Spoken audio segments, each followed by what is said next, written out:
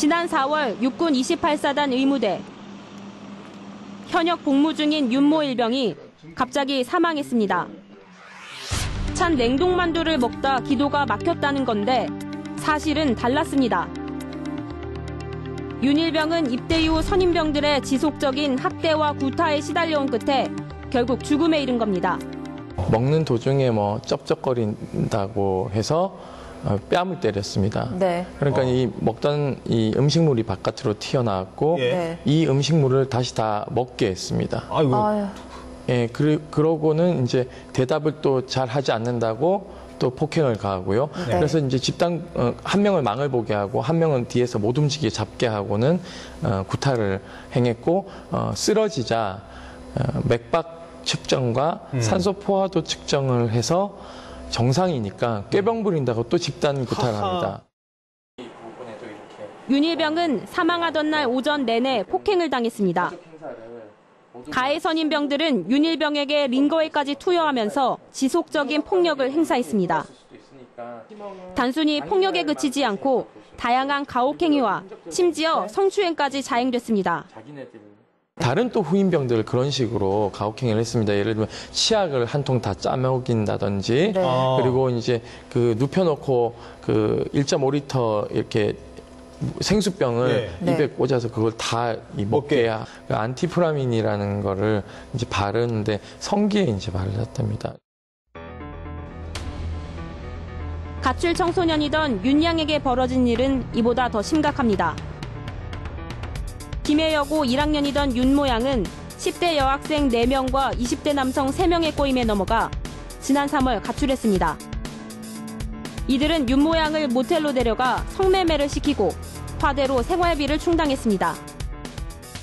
아버지의 가출 신고로 윤 양이 집으로 돌아가자 이들은 자신들의 범죄가 들통날까 봐 윤 양을 납치해 끔찍한 폭행을 휘둘렀습니다.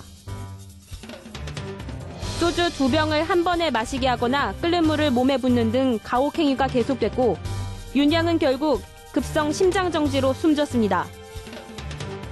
이후 일어난 일은 더 엽기적입니다. 가해자들은 시신을 못 알아보게 훼손한 뒤 안매장까지 하는 대담함까지 보였습니다. 윤 일병 사망 사건, 김해 여고생 살해 사건. 두 사건은 범행 배경이나 상황이 전혀 다릅니다. 하지만 잔혹행위를 대수롭지 않게 받아들이게 된 우리 사회의 어두운 이면이 반영됐다는 공통점이 있습니다. 과거 유교가 지배하던 조선시대에도 사회를 뒤흔든 범죄는 존재했습니다. 하지만 최근 일어나고 있는 범죄는 과거에 비해 더 대담하고 잔혹해지는 추세를 보이고 있습니다. 전문가들은 특히 폭력이 일상화되는 데 주목하고 있습니다. 폭력이 전과자나 조폭 등 특정 계층이 아닌 일반인 사이에서도 빈도가 급증하고 있기 때문입니다. 그 가해자들이 뭐 누범자들에다가 무슨 소년원 동기에다가 뭐 이런 식으로 이제 특정 뭐 인구만의 이제 특이한 현상으로 존재했던 것이 지금은 일반 학교에서 또는 뭐 일반 청소년들이 일반 군인들이 반인륜적인 범죄를 사회에서는 저지를 것 같지 않던 사람들이 지금 그렇게 저지른 거 아니에요? 서울지방경찰청 자료에 따르면 매년 약 40만 명이 폭력범죄로 입건되고 있습니다. 이 가운데 살인과 성폭력, 강도 등 강력범죄는 2011년 3만여 건으로 10년 전에 비해 70% 급증했습니다. 인구 10만 명당 폭력 발생 건수도 미국의 2배, 일본에 비해서는 12배나 높았습니다. 그만큼 우리 국민이 폭력에 노출된 정도가 심각하다는 것을 의미합니다. 우리가 이제 극단적이고 잔혹한 범죄에 주목하는 이유는 그 어떤 극단적인 괴물과 같은 존재가 있기 때문에 그런 것이 아니고 사실 우리 누구나가 그 범죄 피해자나 가해자가 될 수 있기 때문에 그런 것이거든요. 그렇다면 왜 이렇게 우리 사회에 폭력이 늘어나게 된 걸까? 전문가들은 고도의 압축 경제 성장에 후유증이 나타나고 있는 것으로 진단하고 있습니다. 과정보다는 결과를 중시하면서 토론이나 협의보다는 상명하복식의 군대 문화가 사회 전반에 퍼졌다는 겁니다. 경제 성장을 하고 고도의 사회 발전을 하는 이런 과정에서 성숙되고 합리적인 그런 의사결정 구조를 제대로 마련하지 못하고 일단 내가 원하는 것이 있으면 폭력을 행사해서라도 상대방을 물리치고 내 것으로 만드는 뭐 이런 것이 뭐 정당화되고 그런 것이 처세술인 걸로 이렇게 인식되는 그런 사회적 분위기가 우리 사회에 상당히 팽배했다. 급속한 경제 발전 과정에서 생긴 사회적, 경제적 불평등도 폭력을 부르는 요인으로 작용합니다. 소외된 사람들에 의한 묻지마 살인이나 폭력이 대표적인 예입니다. 사실 우리 사회는 이제 굉장히 어떤 방면이든 격차가 심한 사회예요. 그러니까 계층별 격차도 심하고 성별 격차도 심하고 그리고 새롭게 들어오는 이제 타인종 그 인종 간의 격차도 굉장히 사실은 심한 사회죠. 그런 격차들이 결국은 사회 갈등을 심화시키고 폭력을 양산하는 기반이 된다고 저는 생각해요. 사회에서는 평범한 대학생들이 군대라는 폐쇄된 조직에서 악마로 변하는 현실. 이제 우리 사회의 어두운 그림자를 외면하지 말고 인정하면서 이를 개선하려는 노력이 시급한 시점입니다. 전문가들은 가장 먼저 상습적인 폭력에 노출된 사람들을 찾아 구제하고 보호할 수 있는 시스템이 마련돼야 한다고 말합니다.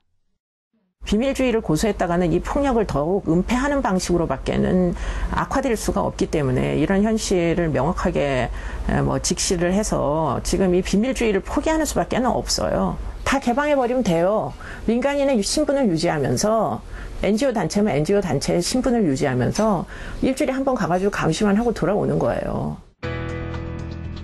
특히 학교나 군대, 경찰 같은 특수조직에 민간인이 참여하는 인권센터 같은 조직이 필요하다는 겁니다.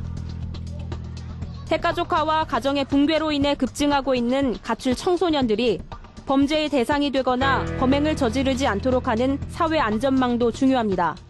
가정이 일단은 근본적으로 굉장히 보호 기능이 열악해져 있기 때문에 수많은 가출 청소년들을 부모 대신에 먹여주고 재워주면서 사람으로 만들 수 있는 그런 소규모 쉼터나 아니면 다양한 이제 그 대리인들로 구성된 가정들을 이제 만들 필요가 있겠죠. 그룹홈 같은 것들을.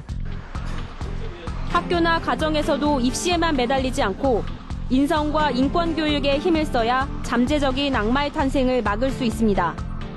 아주 어린 시절부터 인권 교육을 시켜야 된다고 생각해요.